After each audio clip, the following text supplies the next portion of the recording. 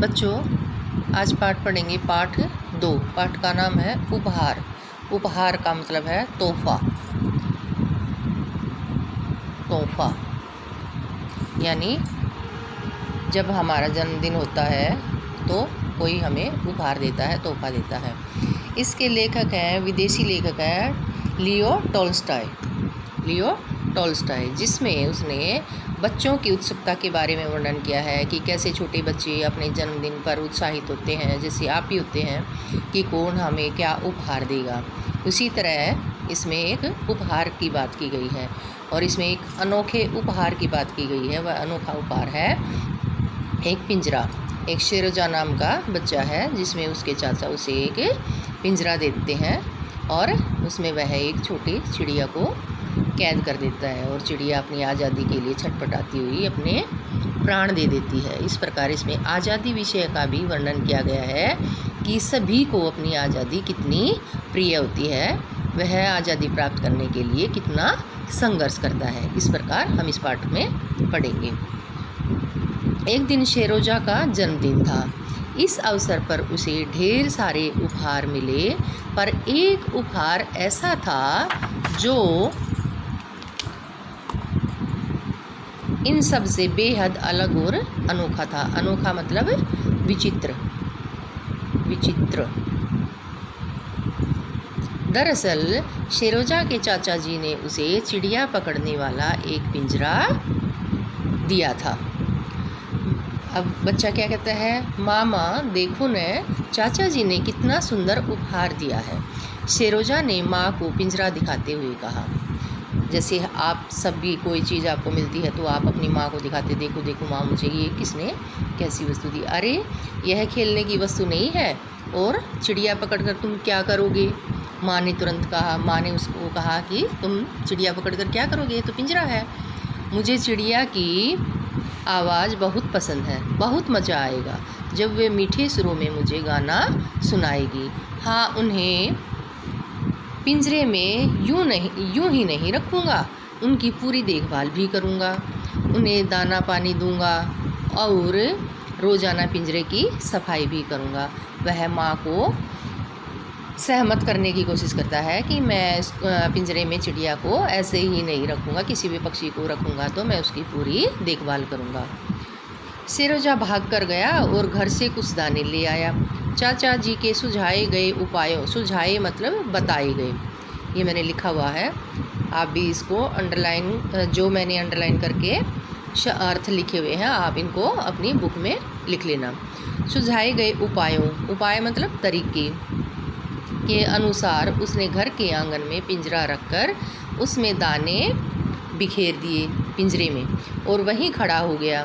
वास्तव में वह देखना चाहता था कि इस पिंजरे में चिड़िया कैसे फंसती है, लेकिन शायद शेरोजा की उपस्थिति के कारण वहाँ, उपस्थिति का मतलब है मौजूदगी, हो सकता है ये आपकी बुक में भी हो, लेकिन आप इसको भी लिखेंगे, जो मैंने अर्थ लिखे हैं आप उनको अंडरलाइन करके लिखेंगे कि शेरोजा की वहाँ मौजूदगी के कारण वहाँ पर कोई चिड़िया नहीं आ रही थी।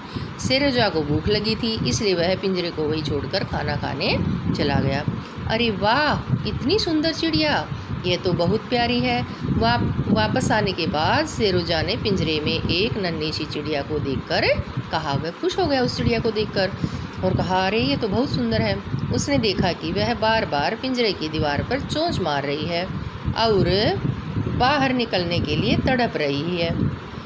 उससे रहा नहीं गया, इसलिए तुरंत पिंजरे को घर के अंदर ले आया। चिड़िया अब उसमें फंस तो गई, लेकिन वह उसमें से बाहर आने का प्रयत्न कर रही थी।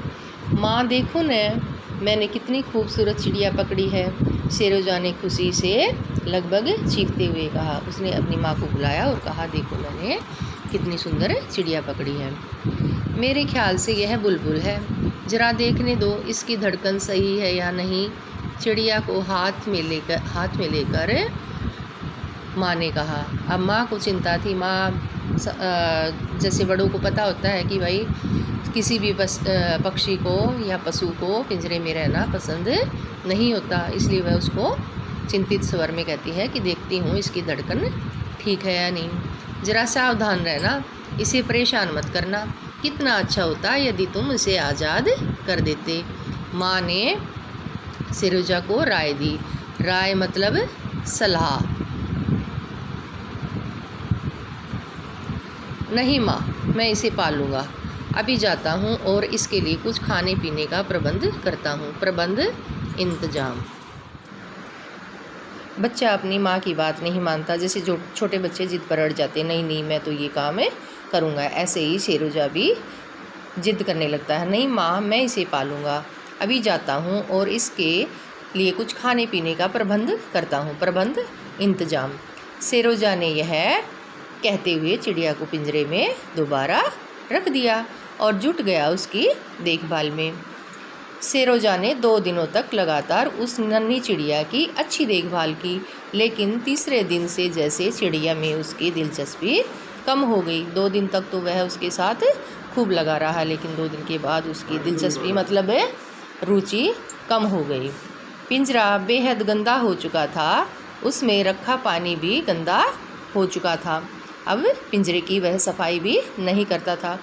देखो, तुम चिड़िया की देखभाल नहीं कर रहे हो, अब भी समझ जाओ शेरोजा, बेहतर होगा तुम इसे आज़ाद कर दो। माँ ने पिंजरे की ओर इशारा करते हुए शेरोजा से कहा। अब शेरोजा की माँ ने कहा कि अब शेरोजा, तुम इसकी देखभाल नहीं कर रहे हो, अब तो समझ जाओ, अब तुम इसे आज़ाद कर दो। बेहतर मतलब अच्छा। उसके बाद है, माँ की बात पर ध्यान न देते हुए शेरोजा ने पिंजरे की सफाई शुरू कर दी। उसने माँ की बात पर ध्यान नहीं दिया, लापरवाही से अनसुना कर दिया और वह पिंजरे की सफाई में जुट गया। जिस समय वह सफाई कर रहा था, उस समय वह नन्ही चिड़िया बुरी तरह फड़फड़ा रही थी। शायद वह शेरोजा से बहुत डरी हुई थी। जब भी हम किसी पशु पक्षी के नज़दीक जाते हैं, हम उनके लिए नए होते हैं तो वह हमसे डरते हैं। उसी प्रकार वह छोटी चिड़िया भी शेरोजा से डरी हुई थी और वह डर के कारण फड़फड़ा रही थी।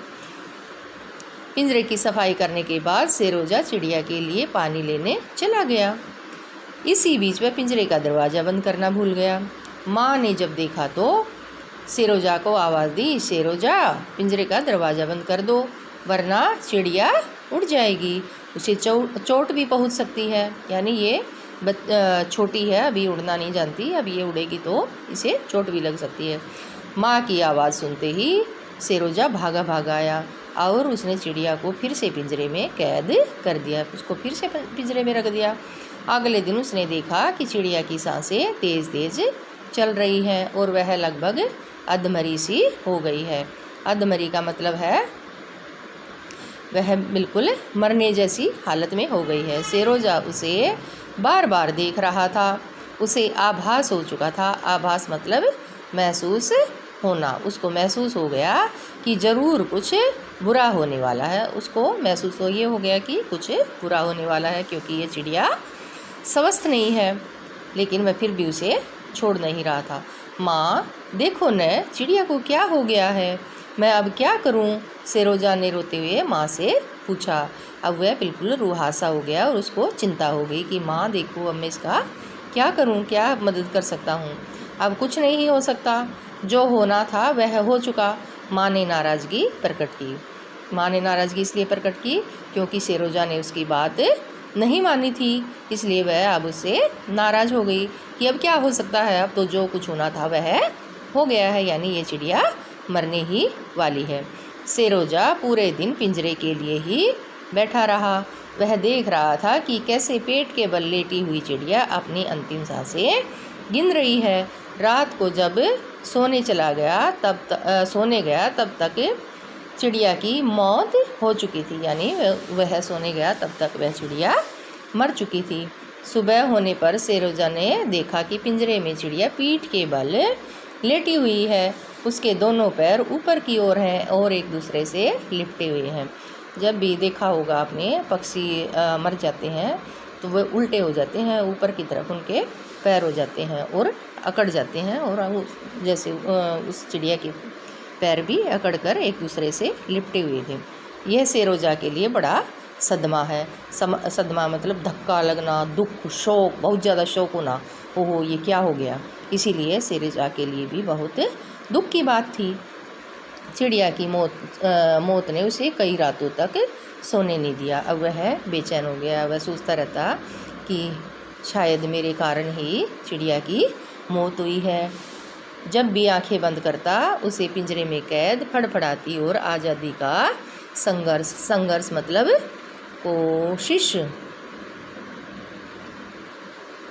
कोशिश करती वह नन्ही सी चिड़िया ही दिखाई देती कि उसको इतना बेचैन कर दिया उस दृश्य ने कि जब भी वह आंखें बंद करता तो उसे वही फड़फड़ाती हुई पिंजरे में कैद चिड़िया दिखाई देती और उसे बेचैन करती। उसके बाद है, यह एक ऐसी घटना थी जो उस उपहार के कारण घटी थी। अब सोचता था कि इस उपहार के कारण ही यह घटना घटी, यानी ये उपहार नहीं होता तो ना ही मैं उस चिड़िया को पकड़ता और ना ही उस चिड़िया की मृत्यु होती। लेकिन सेरोजा को इससे एक सबक मिला। सबक मतलब सीख। एक सबक मिला कि आज़ादी हर जीव को कितनी प्यारी होती है। उससे उसे सीख मिली कि शायद वह ना समझता है अगर उसके साथ ये घटना नहीं होती। इससे उसे समझ में आ गया कि हर जीव को, संसार में जितने भी छोटे बड़े जीव हैं, सभी को आज़ादी प्यारी होती है। सभी आज़ाद रहना, स्वतंत्र रहना पसंद करते हैं। सेरोजा के लिए यह सबक उस उपहार के मूल्य से कहीं ज़्यादा मूल्यवान था। अब वह उपहार उसके लिए मूल्यवान अब उसके लिए वह उपहार मूल्यवान नहीं था। उस उपहार का कोई मोल नहीं था। उसके लिए मूल्य किसका था? हर एक जीव की आज़ादी का था। अब उसे यह बात समझ में आ गई। तो बच्चों, इस पाठ से हमें क्या शिक्षा मिली? इस पाठ से हमें शिक्षा मिली कि संसार में जितने भी छोटे बड़े जीव हैं, सभी को आज़ादी प्रिय होती है। हमें उनकी आज़ादी छीनने का कोई अधिकार नहीं है। भगवान ने सबको जीवन जीने के लिए दिया है, तो हमें उसके जीवन को नुकसान पहुंचाने का कोई अधिकार नहीं है। और दूसरी सीख मिलती है कि जो भी हमें उपहार मिलते हैं, जो भी कोई हमें उपहार देता है, तो उन उपहारों का हमें सोच विचार कर ही प्रयोग करना चाहिए। ऐसा नहीं कि उस उपहार के कारण किसी अन्य को दुख पहुँचे। इस प्रकार हमें इस पाठ से ये शिक्षा मिली। और कोई अलग से आपको इस पाठ से कुछ अलग शिक्षा मिली हो तो मुझे ज़रूर बताना। और मुझे उम्मीद है कि आज के बाद आप किसी जीव को तंग नहीं करेंगे। हो सके जितना भी उसकी मदद करेंगे, जो भी आपके आसपास जीव है। ये जीव हमारी प्रकृति ही है, हमारे धरोहर है, हमारी संपत्ति है। हम सबको इन जीवों की रक्षा करनी चाहिए। इसके बाद है बच्चों लेखक परिचय। लेखक परिचय में आपको मैंने बताया था, इसके लेखक हैं रूस के रहने वाले, जिनका नाम है लियो टॉल्स्टॉय। ये इनका लेखक का नाम है। इनका जन्म हुआ था 9 सितंबर 1828 को हुआ था। ये 2-4 लाइनें याद कर लेना। उसके बाद है शब्दार्थ। शब्दार्थ है उपहार। उपहार का मतलब है भेंट, तोहफा, प्रबंध, व्यवस्था, इंतजाम, जो मैंने आपको बताया था। दोनों जो जिस शब्द के 2 अर्थ हैं वो आप दोनों लिख सकते हो। उसके बाद है सदमा, धक्का, दुख। उसके बाद है उपस्थिति, हाजिरी, मौजूदगी, बेहतर, अच्छा, संघर्ष, कोशिश। ये हो गए इसके शब्दार्थ। इस प्रकार बच्चों ये आपका पाठ पूरा हो गया। आप इसमें से पाठ में से 15 कठिन शब्द जो आपको कठिन लगे, 15 आप इस ऊपर वाले पोर्शन में से भी ले सकते हो। और मैंने ये इसके अर्थ लिखे हुए हैं, आप इन शब्दों को भी शब्दार्थ में जोड़ सकते हो। इनको भी शब्दार्थ के साथ लिख लेना। और आप इसमें से 15 कठिन शब्द और इसके शब्दार्थ सुंदर सुंदर हैंडराइटिंग में पेंसिल के साथ लिखना। बार बार नहीं पूछना पेंसिल से लिखना या पेंसिल लिखना, पेंसिल से लिखना है और सुंदर सुंदर ही लिखना है। आपका पाठ हो गया पूरा। आज के लिए इतना।